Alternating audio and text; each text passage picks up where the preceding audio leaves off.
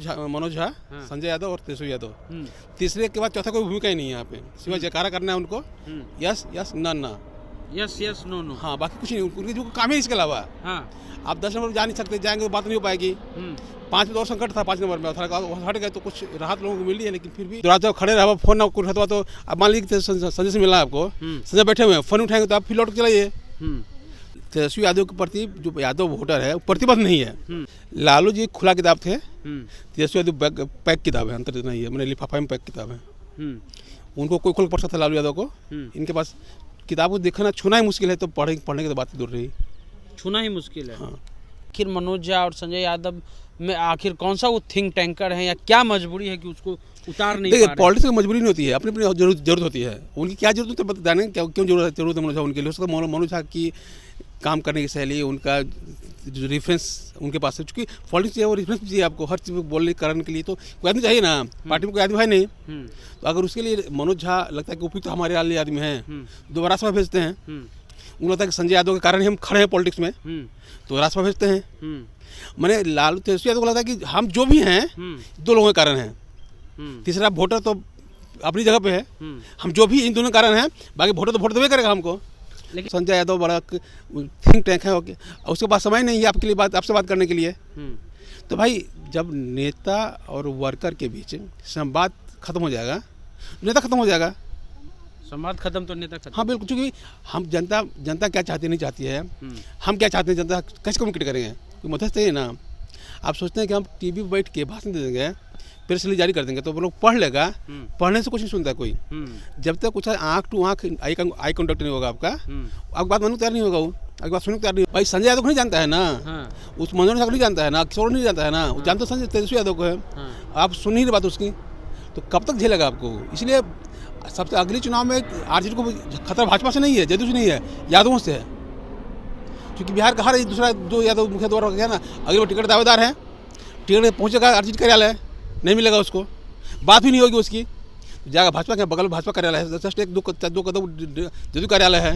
अब तो नया स्वराज पार्टी भी आ गया है, पार्टी कमी है और आकांक्षा मार नहीं पाएंगे आप। क्योंकि बिहार में उपचुनाव का रिजल्ट आया और रिजल्ट के बाद एक अखबार निकलता है वीरेंद्र यादव न्यूज़। हमारे साथ वीरेंद्र यादव खुद हैं, सीनियर पत्रकार हैं और जो पॉलिटिक्स है बिहार की उसको बखूबी समझते हैं। उन्होंने एक आर्टिकल भी लिखा, आर्टिकल में जो बात उन्होंने लिखी है वो काफ़ी मार्मिक है और जो नेता प्रतिपक्ष हैं उनके बारे में ये लाइन लिखी गई है कि तेजस्वी यादव को जो रिजल्ट मिल रहा है उसके बावजूद तेजस्वी यादव जो हैं वो संजय यादव और मनोज झा को कंधे से नीचे उतारने को तैयार नहीं है।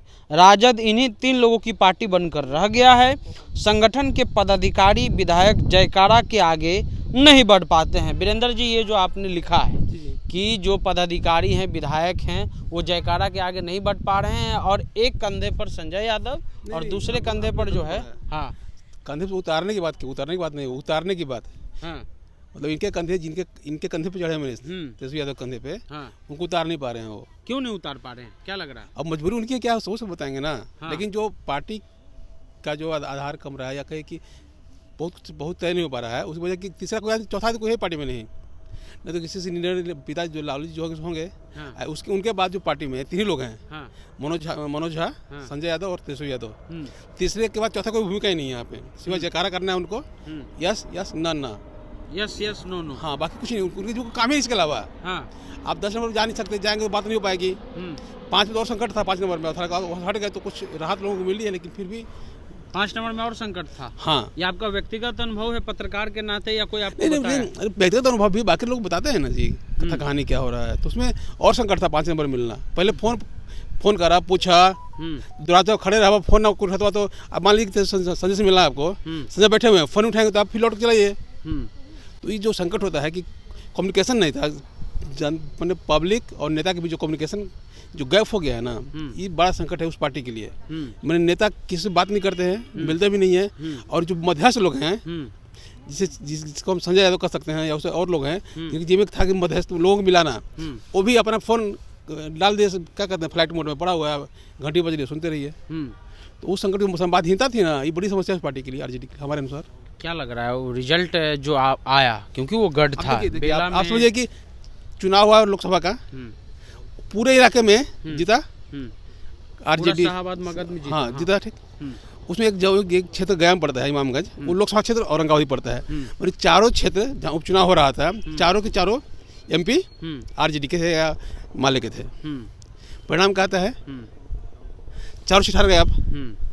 आपके 4, उसमें 3 तो खुद उम्मीदवार ही थे, मैंने उनका बस सुधाकर सिंह के भाई उम्मीदवार थे, उधर का बेटा उम्मीदवार थे, राजू मालिक उम्मीदवार थे, उधर के जो भी थे, कोई क्या नाम था, रोशन मांझी, रोशन पासवान थे उम्मीदवार थे, मांझी उम्मीदवार थे। तो आपने 4 सांसद, 4 विधायक नहीं जा पाए आपके, उसकी सीट आपका ही था। तो कहीं ना कहीं नेतृत्व की विफलता कर सकते हैं उसको आप, जनता को भरोसा नहीं ले पाए, या रणनीतिगत विफलता आपकी थी। लेकिन आपने लालू यादव को भी कवर किया है, हाँ। लालू यादव के पॉलिटिक्स को भी कवर किया, रैलियों को कवर किया है, या उनको कवर किया है। आप तेजस्वी को भी कवर करें, क्या अंतर पाते हैं दोनों में कम्युनिकेशन के जरिए? लालू जी खुला किताब थे, तेजस्वी यादव पैक किताब है, अंतर इतना ही है, मैंने लिफाफा में पैक किताब है। उनको कोई खोल पढ़ सकता था लालू यादव को, इनके पास किताब को देखना छूना ही मुश्किल है, तो पढ़ने की तो बात ही दूर रही, छूना ही मुश्किल है। हाँ। लेकिन ये इनको तो विरासत में एक तरह से राजनीति मिली, एक बड़ा जनाधार मिला। आपको लग रहा है कि यादव और मुसलमान जो उनका बेस वो टूट रहा है? टूट तो रहा ही है, बेसिक बहुत नहीं टूटे, लेकिन टूट तो रहा ही है ना, क्योंकि यादव का जो हर मुखिया जो हो गया, 2 बार मुखिया रह गया, अगली बार विधायक उम्मीदवार बन गया है, वो चाहता है कि टिकट दे दे आरजेडी, चाहता पहले कि आरजेडी टिकट हमको दे, नहीं मिलता है तो फिर खोजता है पार्टी, कहाँ जाएंगे हो, तो जनसुराज, तो भाजपा, तो माले, तो टाले, जो भी पार्टियां हैं, जदयू जहाँ मिले वो विकल्प खोजता है। वो अब तेजस्वी जी जो लोग लालू जी के प्रतिबद्ध है, तरफा नहीं है, अब प्रतिबद्ध नहीं है, एक तरफा का प्रतिबद्ध नहीं है, प्रतिबद्ध नहीं है। अगर हमको सीट नहीं देंगे आप, तो हम पार्टी बदल लेंगे, हम नेता बदल लेंगे। अब तेजस्वी यादव के प्रति जो यादव वोटर है वो प्रतिबद्ध नहीं है। आखिर मनोज झा और संजय यादव में आखिर कौन सा वो थिंक टैंकर है, या क्या मजबूरी है कि उसको उतार नहीं पा रहे? पॉलिटिक्स की मजबूरी नहीं होती है, अपनी अपनी जरूरत होती है। उनकी क्या जरूरत है बताने, क्यों जरूरत है मनोज झा उनके लिए? हो सकता है मनोज झा की काम करने की शैली, उनका जो रेफरेंस उनके पास है, चूँकि पॉलिटिक्स चाहिए, वो रेफरेंस चाहिए आपको हर चीज़ बोलने करने के लिए, तो कोई आदमी चाहिए ना, पार्टी में कोई आदमी है नहीं। तो अगर उसके लिए मनोज झा लगता है कि उपयुक्त हमारे वाले आदमी हैं, दोबारा सभा भेजते हैं। उनको लगता है कि संजय यादव के कारण ही हम खड़े हैं पॉलिटिक्स में, तो राजसभा भेजते हैं। मैंने लालू तेजस्वी यादव को लगता है कि हम जो भी हैं 2 लोगों के कारण हैं, तीसरा वोटर तो अपनी जगह पे है, हम जो भी इन दोनों कारण हैं, बाकी वोटर तो वोट देवे करेगा हमको। लेकिन लालू यादव की राजनीति में देखा जाता था कि वो जो है रविदास समाज से भी एक नेता रखते थे, पारसी समाज से रखते थे, पटना में भी एक अलग नेता रखते थे, मुसलमान में भी नेता रखते थे, हर एक जाति से एक नेता खोज खोज के जो है एक लाइन से बैठा करके रखते थे। तेजस्वी में ऐसा आपको दिखता है? यहाँ तो हर कोई नेता नहीं है, तो बाकी बात छोड़िए ना जी। अब जिस पार्टी का बेस वोट है, उसी का एक ही नेता अंतिम, तेजस्वी शुरू, तेजस्वी खत्म। विधायक बहुत हैं, जिलाध्यक्ष बहुत हैं, लेकिन नेता सेकंड लाइन से कहते हैं हम लोग, तेजस्वी के बाद कौन हो सकता बात करना है। आपको तेजस्वी बात करना है तो तेजस्वी बात कीजिए, या उसके बाद किससे बात करना, कोई है नहीं, आप बात अपनी बात रखिएगा। क्योंकि लालू जी के यहाँ लालू जी से बात नहीं होता था तो लोग राम कृपाल के पास जाते थे, इजराइल इनसे इलियास साहब के पास जाते थे, बहुत सारे नेता। बहुत विकल्प है, कोई विकल्प ही नहीं है। जो विकल्प जिसको कहते हैं लोग, चर्चा थी कि भाई संजय यादव बड़ा थिंक टैंक है, उसके पास समय नहीं है आपके लिए आपसे बात करने के लिए। तो भाई जब नेता और वर्कर के बीच संवाद खत्म हो जाएगा, नेता खत्म हो जाएगा, संवाद खत्म तो नेता खत्म। हाँ बिल्कुल, क्योंकि हम जनता क्या चाहती नहीं चाहती है, हम क्या चाहते हैं, जनता कैसे कम्युनिकेट करेंगे, कोई मध्यस्थ है ना। आप सोचते हैं कि हम टीवी पर बैठ के भाषण दे देंगे, प्रेस रिलीज जारी कर देंगे तो वो लोग पढ़ लेगा, पढ़ने से कुछ नहीं सुनता कोई। जब तक कुछ आँख टू आँख आई कॉन्टेक्ट नहीं होगा आपका बात मानने तैयार नहीं होगा, वो आपकी बात सुनने तैयार नहीं होगा। पढ़ भले रोज भाषण दे रहे, बड़का बड़का रिलीज जारी कर रहे हैं कि क्राइम रिपोर्ट है, तो फलना कौन पढ़ता है उसको? अखबार में खबर छपती है, रोज 20 पन्ना छपता है, अखबार फेंक दिया जाता है। जब तक जनता के साथ आप कम्युनिकेट नहीं कीजिएगा, उसकी बात नहीं सुनिएगा, उसके साथ गले में नहीं मिलेगा, तो जनता क्यों आपको झेलेगी? लेकिन अगर ये बात आप महसूस कर रहे हैं, जब पत्रकार आप विधानसभा को कवर करते हैं, हम महसूस कर रहे हैं कि उनकी कमी है, ये चीज़ तो तेजस्वी को भी महसूस हुआ होगा। अरे हम वो जानेंगे ना, हम किस बारे उनके बारे में बारेंगे, उनकी आत्मा के बारे में जानेंगे, क्या जानते हैं नहीं जानते हैं। उनकी समस्या है जो हम फील किए हैं वो हम कर रहे हैं आपको, वो क्या सोचते हैं, उनकी समस्या है ना, हमारी समस्या है। 25 पे असर पड़ेगा इसकी? किसकी? 25 चुनाव पे? भाई संजय यादव को नहीं जानता है ना, उस मनोज को नहीं जानता है ना, किशोर नहीं जानता है ना, वो जानता संजय तेजस्वी यादव को है। आप सुन नहीं रहे बात उसकी, तो कब तक झेलेगा आपको? इसलिए सबसे अगले चुनाव में आरजेडी को खतरा भाजपा से नहीं है, जदयू से नहीं है, यादवों से है। क्योंकि बिहार का हर एक दूसरा जो यादव मुखिया द्वारा हो गया ना, अगर वो टिकट दावेदार है, टिकट पहुँचेगा आरजेडी कार्यालय, नहीं मिलेगा उसको, बात भी नहीं होगी उसकी, जाएगा भाजपा के बगल में भाजपा कार्यालय है, जस्ट एक दो कदम जदयू कार्यालय है।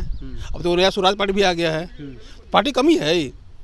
और आकांक्षा मार नहीं पाएंगे आप, क्योंकि आप उससे बात नहीं कर पा रहे हैं। आकांक्षा शांत करने का सबसे बढ़िया विकल्प है, उसकी बात सुन लीजिए आप बात सुन ही नहीं रहे हैं तो कब तक झेलेगा आपको। इसलिए अगला चुनाव में आरजेडी को खतरा भाजपा से नहीं है, जदयू से नहीं है, सिर्फ अहिरों से खतरा है। और आज भी बिहार का 30% वोटर यादव जो पढ़ लिख गया है, अगर उसको विकल्प मिलता है तो शिफ्ट होने में कुछ देर नहीं लगती है। चाहे टिकट मिलने की मामला हो, चाहे वोट देने का मामला हो, शिफ्टिंग में कोई समस्या नहीं उसको नहीं है। अब ये समस्या हो सकता है चुनाव आता है और गंभीर बन जाए, ये तो समस्या उनकी है, हमारी तो कोई समस्या ही नहीं है। तो होता है तुमको करना है ना।